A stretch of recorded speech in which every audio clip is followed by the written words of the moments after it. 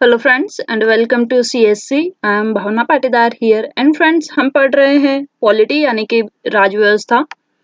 और उसी सीरीज में आज हम देखेंगे भारतीय संविधान की प्रमुख विशेषताएं। तो फ्रेंड्स, वीडियो आगे बढ़ाने के पहले सीएससी द एजुकेशन रिवॉल्यूशन को लाइक, शेयर और सब्सक्राइब करना ना भूलें और साथ में बेल आइकन भी प्रेस करें ताकि आपको हमारे लेटेस्ट वीडियोस की नोटिफिकेशन जैसे ही अपलोड हो वैसे ही मिले। ठीक है, और देखते हैं भारतीय संविधान की क्या क्या विशेषताएं हैं। विशालता एवं लिपिबद्धता। तो हम सभी को पता है कि भारत का संविधान सबसे बड़ा संविधान है, सबसे विशाल है। ठीक है, और लिपिबद्धता, लिपिबद्धता यानी कि लिखित संविधान है। हमारा संविधान पेपर पर लिखा गया संविधान है। लिपिबद्धता और लिखित और अलिखित संविधान दोनों होते हैं। ठीक है, तो जो संविधान लिखा नहीं जाता वह अलिखित, और जैसे कि हमारा संविधान लिखित संविधान है, प्रॉपरली एक दस्तावेज है, इसलिए लिपिबद्धता हमारे संविधान की एक विशेषताएं हैं। और विशाल क्यों है? क्योंकि लगभग सभी प्रमुख संविधानों का और अपने देश के पिछले संवैधानिक उपबंध का अनुभव पूर्ण समन्वय किया गया है किसमें? भारत के संविधान में। भारतीय संविधान की अगली विशेषताएं हैं संपूर्ण प्रभुत्व संपन्न लोकतांत्रिक गणराज्य। ठीक है, इसमें तीन टर्मिनोलॉजी से संपूर्ण प्रभुत्व, ठीक है, प्रभुत्व संपन्न है, लोकतांत्रिक है और गणराज्य। अब संपूर्ण प्रभुत्व क्या होता है कि भारत के सीमा के अंदर भारतीय संघ ही सर्वोच्च है। ठीक है, हम किसी के अंडर में नहीं है। अब जब से हमें आजादी मिली है उसके बाद से सारा पावर्स किसके पास है? भारत के पास ही। अगर भारत कोई डिसीजन लेना चाहेगा तो वह खुद के दम पे लेगा, ना कि किसी से इन्फ्लुएंस होकर लेगा। ठीक है, ब्रिटेन या किसी अन्य देश के इन्फ्लुएंस में कोई भी डिसीजन नहीं लिया जाएगा।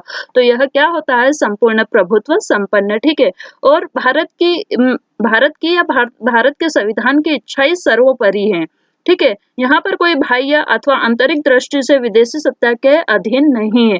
भारत की सीमा के अंदर सभी समुदाय एवं व्यक्ति राज्य की आज्ञा के पालन के लिए बाध्य है। ठीक है, ना केवल बाह्य इन्फ्लुएंस या प्रभाव, बल्कि जो आंतरिक आंतरिक लोग हैं, जो हम रह रहे हैं यहाँ पे नागरिक, हमें भी जो भारत यानी कि जो संविधान के अंतर्गत बनाए गए कानून हैं, हम भी उसे मानने के लिए बाध्य है। तो यह क्या होता है? संपूर्ण प्रभुत्व संपन्नता। ठीक है, अब लोकतांत्रिक क्या होता है? लोकतंत्र यानी कि जो पावर है, जो एब्सोल्यूट पावर है, वह किसमें निहित है? तो भारत के नागरिकों में निहित है। तो यह क्या होता है? आपका लोकतंत्रात्मक। संविधान ने भारत में लोकतंत्रात्मक गणराज्य की स्थापना की है। लोकतांत्रिक शब्द इस बात में है कि सरकार की शक्ति का स्रोत कौन है? जनता है। जनता, जैसे कि इनडायरेक्टली रूप से हम देखते हैं कि हम इलेक्शंस में वोटिंग करते हैं और उसी से हमारे रिप्रेजेंटेटिव्स हम कहाँ भेजते हैं? पार्लियामेंट यानी कि संसद में। तो पावर्स यानी सोर्स ऑफ पावर कहाँ है? तो जनता में निहित है। और यह किसे इंडिकेट करता है? लोकतंत्रात्मक विशेषता को। ठीक है, गणराज्य। गणराज्य क्या होता है कि एक ऐसा शासन अध्यक्ष जो वंशानुगत ना होकर जनता द्वारा निर्वाचित होता है। अब वंशानुगत क्या? जैसे कि पहले होता था पुराने समय में कि राजा का बेटा ही अगला राजा होता था, लेकिन अब यह ऐसा नहीं होता क्योंकि हमारा देश कैसा है? एक गणराज्य। यहाँ पर इलेक्टेड रिप्रेजेंटेटिव ही हेड रहता है देश का। ठीक है, जैसे कि चुनाव होते हैं और उसमें जो भी जीतेगा वही रिप्रेजेंटेटिव होगा। ठीक है, अब ऐसा नहीं होगा कि अगर कोई लीडर है तो नेक्स्ट लीडर या कोई नेक्स्ट प्रेसिडेंट कौन होगा? प्रेसिडेंट का बेटा। अब यह ऐसा नहीं होता। तो यह क्या हो गया? संपूर्ण प्रभुत्व संपन्न लोकतांत्रिक और गणराज्य, यह हमारे संविधान की विशेषता है। ठीक है, इसके बाद अगली विशेषता आती है समाजवादी एवं धर्मनिरपेक्ष राज्य। अब समाजवादी क्या है? संविधान ने भारत में समाजवाद की स्थापना पर बल दिया है। हम देखते हैं कि भारत विभिन्न अनेकताओं में एकता वाला देश है। हमारा देश विभिन्नताओं वाला देश है, फिर भी एक संपूर्ण समाज, एक संपूर्ण समाज की यूनिट के रूप में हम रहते हैं, कार्य करते हैं। ठीक है, और धर्मनिरपेक्ष राज्य यानी कि भारत यानी हमारे देश का कोई एक स्पेसिफिक एक कोई मूल धर्म नहीं होगा जिसको भारत के नागरिकों को फॉलो करना पड़ेगा, बल्कि सभी धर्म यहाँ पर समान है और सभी लोगों को अपने धर्म के आचरण, उनके प्रचार प्रसार की स्वतंत्रता प्रदान की गई। ठीक है, और यहाँ पर यह भी प्रावधान किया गया है कि एक धर्म या संप्रदाय का व्यक्ति दूसरे धर्म या संप्रदाय के मामले में किसी भी प्रकार का हस्तक्षेप नहीं करेगा। तो यह क्या होता है, आपका धर्मनिरपेक्ष, ठीक है। और संविधान की प्रस्तावना में समाजवादी शब्द को कब जोड़ा गया था? 1976 के 42nd संविधान संशोधन यानी कि कॉन्स्टिट्यूशनल अमेंडमेंट द्वारा समाजवादी शब्द को संविधान की प्रस्तावना में जोड़ा गया था, ठीक है। इसके बाद में हम देखते हैं एकल नागरिकता। तो भारत में जैसे कि एकल नागरिकता का प्रावधान है और यह भी हमारे संविधान की एक मुख्य विशेषता है, ठीक है। भारत में संघीय शासन प्रणाली होते हुए भी एकल नागरिकता की ही व्यवस्था है। अब संघीय शासन प्रणाली, ऐसा क्यों बोला गया कि संघीय शासन प्रणाली? ऐसा इसलिए कि जैसे हम देखते हैं कि संयुक्त राज्य अमेरिका यानी कि यूएसए में संघीय शासन है, ठीक है, लेकिन वहां पे दोहरी नागरिकता होती है। लेकिन वह ना अपनाकर हमारे देश यानी कि भारत ने क्या अपनाया है? एकल नागरिकता का प्रावधान अपनाया है, ठीक है। भारत का कोई निवासी चाहे वह किसी भी राज्य का हो, वह भारत का ही नागरिक होता है। आप अगर अमेरिका में जाएंगे तो आप अगर अमेरिका के भी नागरिक है, साथ में अगर आपकी राज्य या स्टेट वॉशिंगटन है तो आप वॉशिंगटन के भी नागरिक हुए, ठीक है। आपके पास 2 नागरिकता के कार्ड्स होंगे, ठीक है। लेकिन भारत में ऐसा नहीं है। आप भारत में किसी भी राज्य के नागरिक हो, आप भारत के ही नागरिक है, ठीक है। मूल कर्तव्यों की लिपिबद्धता। हमारे संविधान में न केवल मौलिक अधिकार दिए गए हैं नागरिकों को, बल्कि नीति निर्देशक तत्व और मूल कर्तव्य भी संविधान में निहित है, ठीक है। और मूल कर्तव्य अगर मौलिक अधिकार दिए गए हैं तो फिर मूल कर्तव्य क्यों? तो मौलिक अधिकार दिए गए हैं और यहाँ पर कर्तव्यों की बात होती है कि ठीक है, आपको अगर अधिकार दिए गए हैं, कुछ पावर्स, कुछ शक्तियां प्रदान की गई है, तो आपके कुछ दायित्व या कुछ कर्तव्य भी बनते हैं अपने देश के प्रति, अपने देश के नागरिकों के प्रति, ठीक है। तो 42वें कॉन्स्टिट्यूशनल अमेंडमेंट द्वारा संविधान के भाग 4 के क के अनुच्छेद 51 के क में 10 मूल कर्तव्य, तो मूल रूप से संविधान में कितने मूल कर्तव्य थे? तो 10 मूल कर्तव्य थे। लेकिन वर्तमान में संविधान संशोधन करके यह कितना हो गए? 11 हो गए, ठीक है। तो यह 11 मूल कर्तव्य, एक बार आप इनको रीडिंग जरूर मारे, ठीक है। इससे आपको पता चलेगा कि आपके मूल कर्तव्य क्या है। मौलिक अधिकार तो सबको पता रहता है, लेकिन मूल कर्तव्य किसी को पता नहीं रहता। मूल कर्तव्य जैसे कि देश की प्रॉपर्टी का रिस्पेक्ट करना, उसे अच्छे से संभाल कर रखना, ठीक है। नेचर के प्रति यानी कि इन्वायरमेंट के प्रति हमारे क्या कर्तव्य हैं, ऐसे सारे कर्तव्य 11 प्रकार के मूल कर्तव्य कहाँ? हमारे संविधान में निहित है, ठीक है। तो यह मूल कर्तव्यों की लिपिबद्धता, हमारे नागरिकों के संविधान के प्रति या हमारे देश के प्रति क्या क्या कर्तव्य है, वे सारे दिए गए हैं। अगली विशेषता संविधान की आती है कठोर एवं लचीलापन का मिश्रण। तो अब कठोर और लचीलापन दोनों अपोजिट टर्म्स है और दोनों की यह बात हमारे संविधान में की गई है। तो अब कठोर कैसे? जैसे कि हम देखते हैं विशेष बहुमत के द्वारा और साधारण बहुमत के द्वारा। कठोर किससे इंडिकेट होता है? विशेष बहुमत से, और लचीलापन साधारण बहुमत। अगर कोई संविधान संशोधन आता है देश में करने के लिए, जैसे कि किसी नए राज्य का निर्माण या राज्यों का बंटवारा, ठीक है, तो इसमें क्या होता है कि संविधान में संशोधन करना है तो आपको आधे से ज्यादा राज्यों की अनुमति भी चाहिए, ठीक है। अगर आपके पास 30 कुल राज्य है फॉर एग्जाम्पल, तो आपको आधे से ज्यादा 15+1 यानी कि 16 राज्यों की सहमति चाहिए। उसी के बाद आपका वह जो भी संशोधन है वह वास्तव में हो पाएगा, ठीक है। तो यह होता है आपका विशेष बहुमत।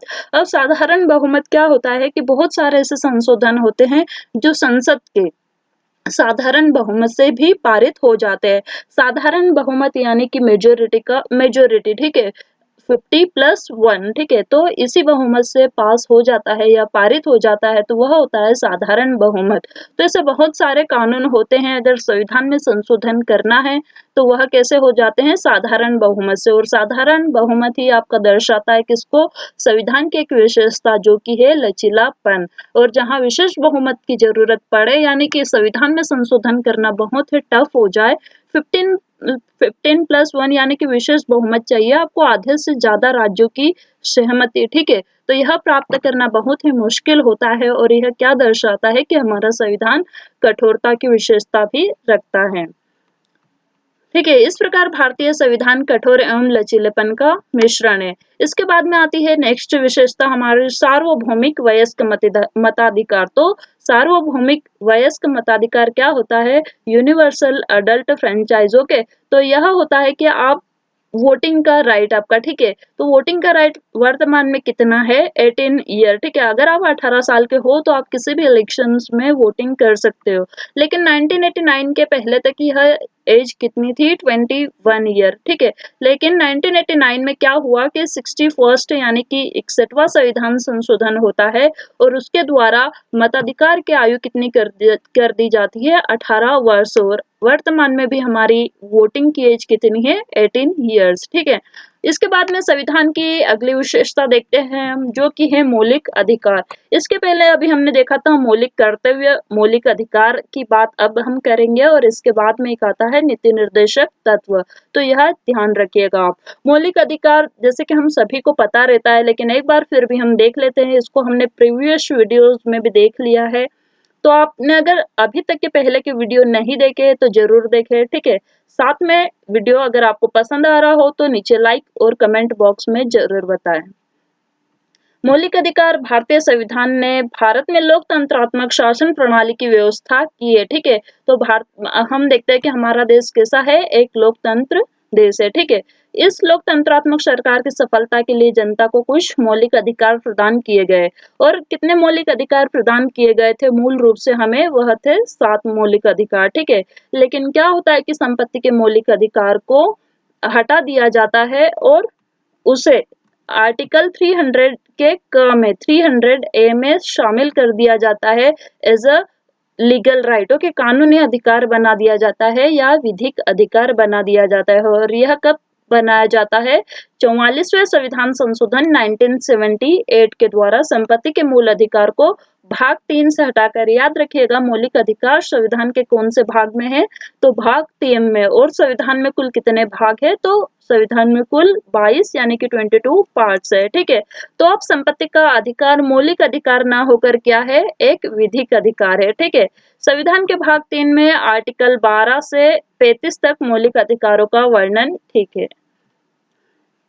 इसके बाद में आता है न्यायपालिका की स्वतंत्रता, हमारे संविधान की एक अगली विशेषता। भारतीय संविधान में स्वतंत्र न्यायपालिका की व्यवस्था है।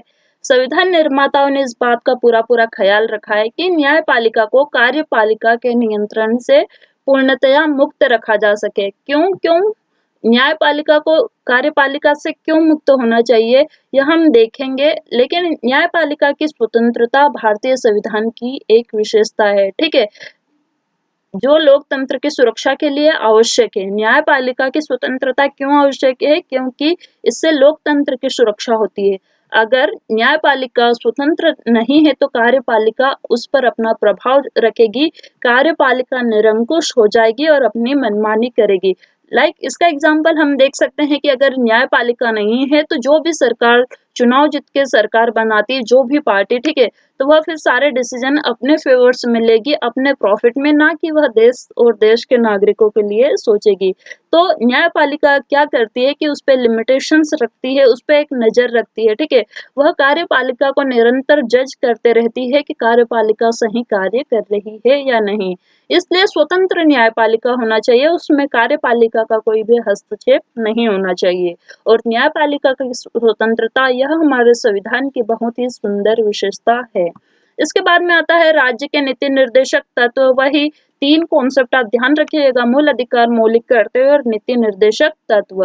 मौलिक अधिकार जहां नागरिकों को प्रदान किए गए हैं, ठीक है, एज ए राइट्स, वही मौलिक कर्तव्य यह दर्शाता है कि न केवल अधिकार बल्कि हमारे देश के प्रति और हमारे देश के अन्य नागरिकों के प्रति कुछ दायित्व, कुछ कर्तव्य यानी कि कुछ रिस्पॉन्सिबिलिटीज भी है। और राज्य के नीति निर्देशक क्या करते हैं?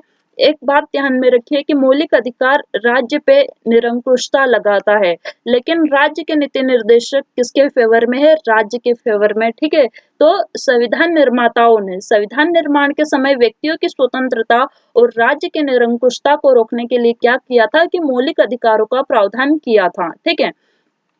अब व्यक्तियों की निरंकुशता तथा राज्य के विकास के लिए। अब राज्य को अगर विकास करना है तो राज्य के फेवर में क्या दिया गया है, नीति निर्देशक तत्व दिए गए हैं।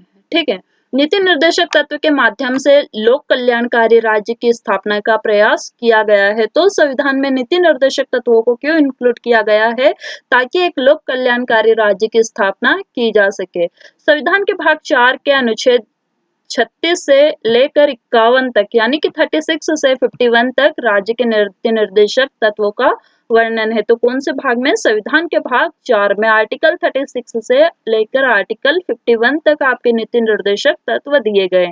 इसमें डिफरेंट टाइप्स के नीति निर्देशक दिए गए हैं, जैसे कि ग्राम पंचायत का गठन, पर्यावरण के प्रति क्या रूल्स रेगुलेशंस है, ठीक है, इन्वायरमेंट, और ऐसे कहीं जैसे कि समान मौलिक संहिता, ठीक है, इसी प्रकार के नीति निर्देशक तत्व दिए गए हैं। राज्य के नीति निर्देशक तत्व ये हमने देख लिया, समान कार्य के लिए समान वेतन, समान नागरिक संहिता, ठीक है। ऐसे अन्य नीति निर्देशक तत्व आप रेफर करें और एक बार जरूर देखें। इसके बाद आता है संघीय शासन प्रणाली, मौलिक अधिकार, मूल कर्तव्य और आपके नीति निर्देशक तत्व आने वाले आगे के वीडियोस में हम डिटेल में बात करेंगे। लेकिन यहाँ पर हम चूंकि संविधान की विशेषताओं की बात कर रहे हैं, इसलिए संक्षिप्त में यहाँ पर इनका वर्णन किया गया है। संघीय शासन प्रणाली संविधान की एक अगली विशेषता है, संघीय शासन प्रणाली, ठीक है। संविधान के प्रारंभ में ही कहा गया है कि भारत राज्यों का एक संघ है, ठीक है, अर्थात यहाँ की शासन प्रणाली संघीय शासन प्रणाली होगी। इसका मतलब क्या होता है कि संविधान अर्थात संविधान ने भारत में केंद्र सरकार होगी और अनेक राज्यों के लिए पृथक पृथक सरकारों का प्रावधान किया गया है। जैसे कि हमारे यहाँ अलग अलग स्टेट्स हैं, उनकी एक डिफरेंट सरकार होगी, वह अपने लेवल पर स्टेट लेवल पर कार्य करेगी, बट जब देश की बात होगी तो एक केंद्र सरकार होगी और वह पूरे राज्यों को एक साथ रिप्रेजेंट करेगी। तो यह क्या होता है, आपका संघात्मक शासन, ठीक है, संघीय शासन प्रणाली। सरकार का संसदीय स्वरूप, यह हमारे संविधान की अगली विशेषता है। और संसदीय स्वरूप, भारतीय संविधान ने अमेरिका में अध्यक्ष होता है हेड, ठीक है, अध्यक्षीय प्रणाली के बजाय ब्रिटेन के संसदीय तंत्र को अपनाया है, ठीक है। भारतीय संविधान व्यवस्था में राष्ट्रपति संवैधानिक अध्यक्ष होता है। अब इस संसदीय स्वरूप में क्या होता है कि जो हेड होता है वह संवैधानिक हेड कौन होता है, प्रेसिडेंट होता है, और वास्तविक रियल पावर्स किसमें होते हैं, तो वह मंत्रिमंडल में होते हैं। तो जो राष्ट्रपति होता है वह नाम मात्र का हेड होता है, उसके पास रियल पावर्स नहीं होती जो डिसीजंस ले सके। तो रियल पावर्स किसके पास रहती है, वास्तविक शक्तियां मंत्रिमंडल के पास होती है। अल्पसंख्यक एवं पिछड़ी जातियों के हितों की रक्षा, अब अल्पसंख्यकों और पिछड़ी जातियों के लिए जैसे कि आर्टिकल 17 मूल अधिकार में आपका दिया गया है कि अस्पृश्यता का अंत, तो इनको ऊपर उठाया गया है, ठीक है। भारतीय संविधान में अल्पसंख्यकों अर्थात मुस्लिम, ईसाई, पारसी तथा दलित वर्ग के हितों की रक्षा की समुचित व्यवस्था की गई। आर्टिकल 29 और आर्टिकल 30 भी आपके अल्पसंख्यक एवं पिछड़ी जातियों से ही संबंधित है। इसके अलावा इनके हितों को ध्यान में रखते हुए दलितों, आदिवासियों तथा पिछड़ी जातियों की को सरकारी सेवाओं में आरक्षण की व्यवस्था भी दी गई है। तो हम आज के हमारे समाज में देखते हैं कि रिजर्वेशन हमें जगह जगह देखने को मिलता है, ठीक है। तो वही रिजर्वेशन किसके हितों के रक्षा के लिए दिए गए हैं, तो अल्पसंख्यक एवं पिछड़ी जातियों की रक्षा के लिए दिए गए हैं। रिजर्वेशन पर शुरू से ही एक बड़ा मुद्दा बना हुआ है, रिजर्वेशन यानी कि आरक्षण। रिजर्वेशन रहना चाहिए या नहीं, इस पे लगातार बहस होती रहती है, लेकिन इस पे एक कंक्लूजन अभी तक नहीं हो पाया जो कि फाइनल हो, ठीक है। ठीक है, अगली विशेषता देखते हैं संविधान की, और वह है संविधान की सर्वोच्चता, यानी कि सबसे ऊपर कौन होगा, तो आपका संविधान होगा। देश में सबसे ऊपर अगर कोई है तो वह उस देश का संविधान, यानी कि हमारे देश का संविधान ही सर्वोच्च है। भारत में संविधान को सर्वोच्चता प्रदान की गई है। भारत में कोई भी कार्य संविधान के उपबंध के तहत ही किया जा सकता है। भारत के अंदर अगर कोई भी आपको कार्य किया जाना है, कोई भी डिसीजन लिया जाना है, तो वह किसके तहत लिया जाएगा, संविधान के उपबंधों के तहत ही किया जाएगा, ठीक है। केंद्र सरकार या राज्य सरकार दोनों में से कोई भी संविधान का उल्लंघन नहीं कर सकते। न केवल सरकारें बल्कि आम नागरिक यानी कि हम भी संविधान का उल्लंघन नहीं कर सकते। अगर करते हैं तो उसके लिए जो भी जरूरी प्रावधान है, कानूनी दंड प्रक्रिया है, वह फिर लागू होगी। इस प्रकार से संसद भी संविधान के विरुद्ध कानून नहीं बना सकती। तो जो संसद है वह भी संविधान के विरुद्ध कानून नहीं बना सकते। अगर उसे कानून बनाना है तो संविधान को फॉलो करना ही पड़ेगा। इसके बाद में संविधान की विशेषता है न्यायिक पुनर्वालोकन। ठीक है, तो न्यायिक पुनर्वालोकन क्या होता है कि जो अगर कोई हाई कोर्ट, सुप्रीम कोर्ट या कोई भी कोर्ट है, कोई डिसीजन देती है किसी केस के ऊपर, और अगर उस डिसीजन से सेटिस्फाई नहीं हो पाते, तो हम फिर उस जो डिसीजन है उसको फिर से पुनर्विलोकन, ठीक है, इसको रिव्यू के लिए वापस भेज सकते हैं कि आप इस पे फिर से सुनवाई करें। तो यह क्या होता है आपका न्यायिक पुनर्विलोकन। भारतीय न्यायपालिका को न्यायिक पुनर्विलोकन की शक्ति प्रदान की गई है, जो किसी भी संविधान के आधारभूत लक्षणों में से एक है। तो न्यायिक पुनर्विलोकन भी संविधान की एक बहुत महत्वपूर्ण विशेषता है। इसके बाद में लोक कल्याणकारी संविधान, तो ठीक है, वही राज्य के नीति निर्देशक तत्व, इनकी बात हमने पहले ही कर ली। सामाजिक समानता, अब सामाजिक समानता कैसे कि संविधान में राजनीतिक विधि तथा सामाजिक समानता का प्रावधान है। ठीक है, अतः धर्म, मूल, वंश, जाति, लिंग या जन्म के स्थान के आधार पर कोई भी विभेद या डिस्क्रिमिनेशन नहीं किया जाएगा। ठीक है, तथा महिला, बच्चे, इनको, महिलाएं हैं, बच्चे हैं, इनको सामाजिक तथा शैक्षणिक रूप से अगर यह लोग पिछड़े हैं तो इनके लिए संविधान में विशेष रूप से उपबंध है। इस प्रकार समाज में समानता लाने के लिए विशेष उपबंध किए गए हैं, और यह अगली है हमारी एक संविधान की विशेषता। तो इस प्रकार से हमने संविधान की प्रमुख विशेषताओं की बात करी है। होप ये वीडियो आपको पसंद आया होगा। तब तक के लिए keep visiting CSC and thank you very much.